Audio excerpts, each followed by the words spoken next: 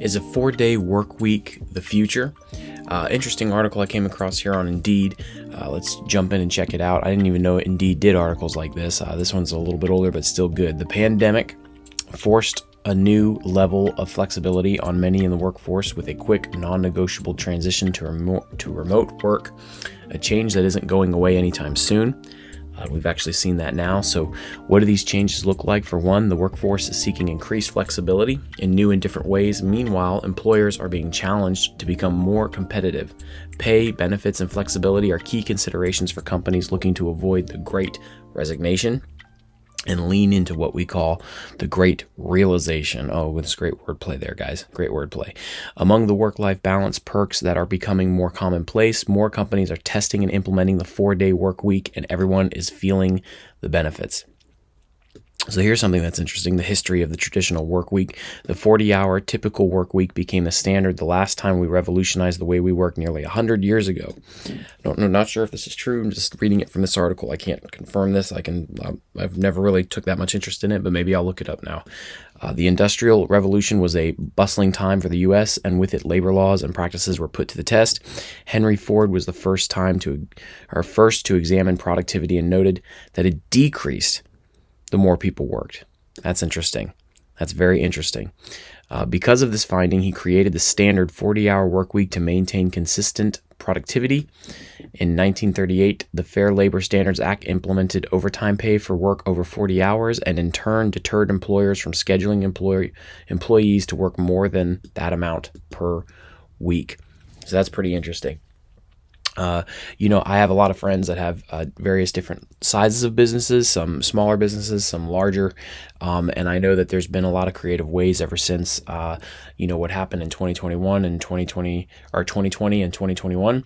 And so, some of them have moved to more of a less of an hourly model and more of a project-based model. Obviously, that doesn't work with everyone and workforce and what is needed there. I have some folks that have essentially told their staff, look, we don't really care when you're here, how long you're here, as long as you show up for meetings. And then some meetings you can even show up virtually. You don't actually have to be in the room. So there are some meetings where you do have to be in the room. But then it's more project based. So it's like, look, we give you a list of things you have to do.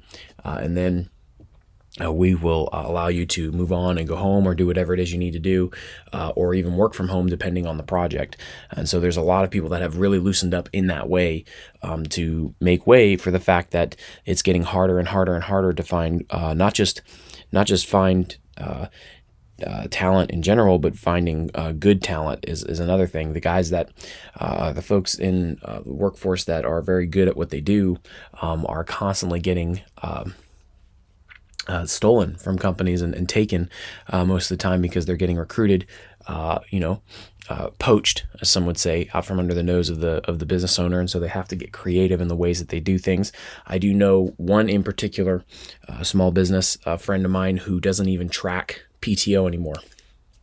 And just says, look, it's kind of mixed in with that project model. They say as long as you are getting your work done and your work is getting done, you can come and go as you please. Now, he said that he did tell him, don't abuse the system, don't abuse that gift.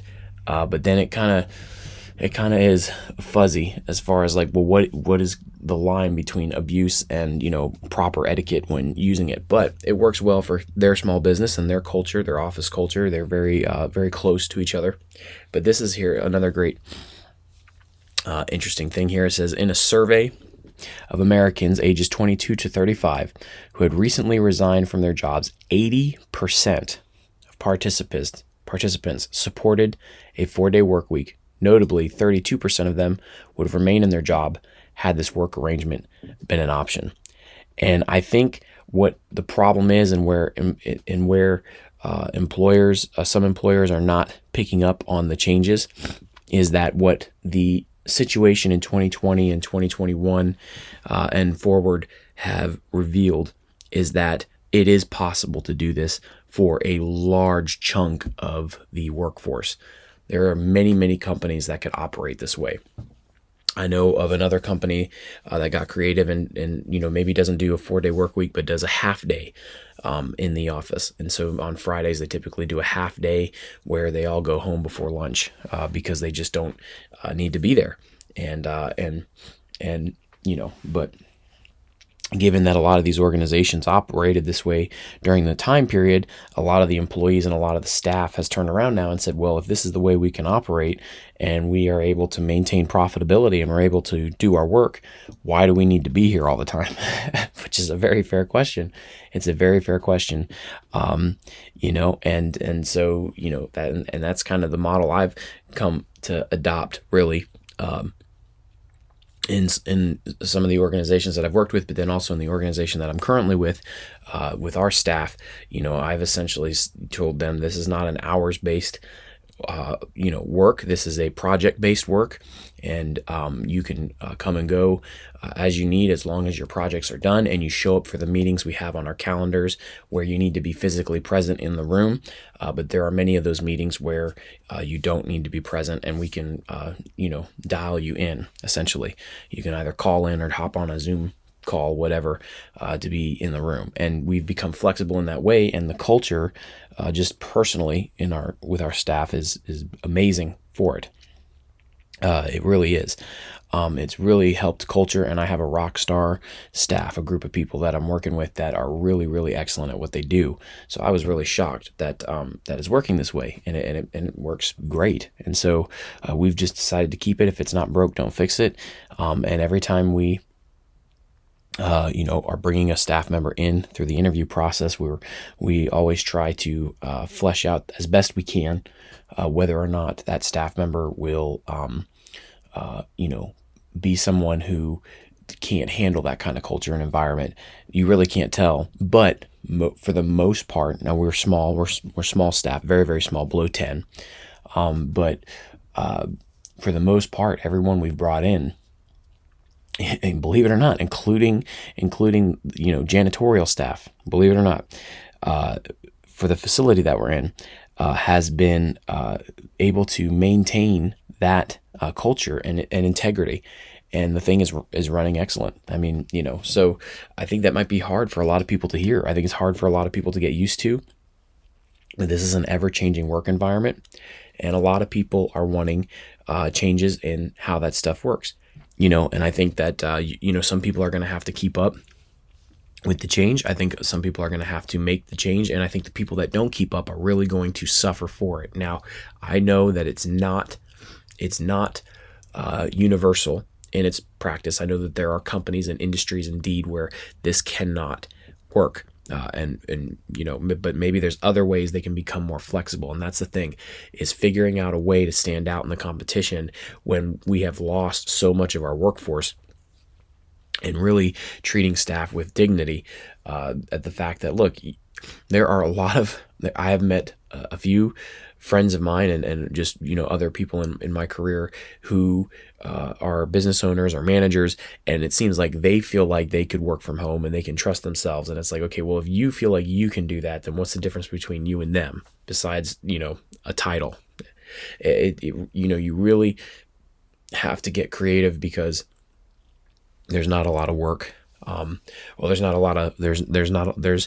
lot of work that has a need, but there's not people to fill that need right now, or not a lot of people to fill it.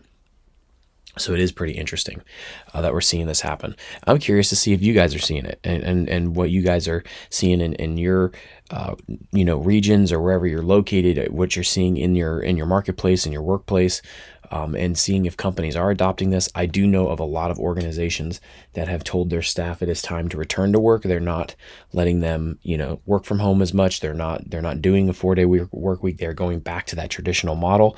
And I don't know. I do know of a few big organizations who have suffered for it. There's been a large turnover, and their turnover rate is increasing. I do know that. That's all anecdotal, because I'm just thinking of like actual companies that I pay attention to. But I'm curious to see if you guys are seeing that, if that is the case actually, or if it's not really like that. I also know of organizations that have told their staff members to return to work on a regular work day or work week. And they are, everything's back to that traditional model, and they're not seeing a turnover rate, that some people are sticking to it. So I think it's more regional. I don't know. Let me know what you guys think. But obviously they have, you know, the effects here are some of the benefits of it. You know, they list out 4-day work week benefits for companies and employees. Retention, obviously for me, that would be a big one. I've got a family, I've got kids, you know, and if I've got a company or organization I'm working with that's very flexible in this way and allows me, you know, I want to do good work. I don't want to do bad work. I want to be a good employee. I want to be a good staff member, and I want to get paid, you know, but, you know, as long as they allow me to kind of do that, man, I'd stick with them. Even if the pay was a little bit lower, as long as it's decent. Increased productivity. I've experienced that myself. You know, and it was interesting that they said that Henry Ford, I can't, you know, obviously I'm reading this from one article. I'm not saying Indeed's not trustworthy, but I just haven't really, I don't remember hearing that or researching it really in the past. But if that's true, it says Henry Ford discovered that the longer people work, the less productive that you get. I think that is very, very interesting. You know, and I think there's something to it. I mean, I can see it just in my creative sense. The longer I spend editing a video, it seems like the harder it gets to keep those creative juices flowing. But then there's been times where I'll sit down in front of my computer and I'll be like, okay, I only have an hour and a half to edit a video. And it's like boom, boom, boom. I just snap and go fast and fast and fast. And I can't, it's crazy how productive I get in that moment. So I've seen that, especially in the creative sense, is what I'm saying. But they said that in this article, they listed, you know, different companies, like they're in different, you know, areas of the world, like in Mexico, they said is clocking in with the highest average work week as the least productive country. This is in their research. So I thought that was interesting. And then they said in Japan, Microsoft tested a 4-day, 32-hour work week and found that although workers were on the clock 20% less than before, productivity jumped by 40%. So maybe there's something to it, you know, reduce costs and overhead. I mean, I feel like that's a given. You know, you have less equipment being used, less items in the office, you know, less, you know, electricity, you know, water, all that kind of stuff. So that's, I mean, I feel like that's a given. So anyways, thought that was pretty interesting. Let me know what you guys think in the comment section below. I am curious, are you seeing a change in how these organizations operate?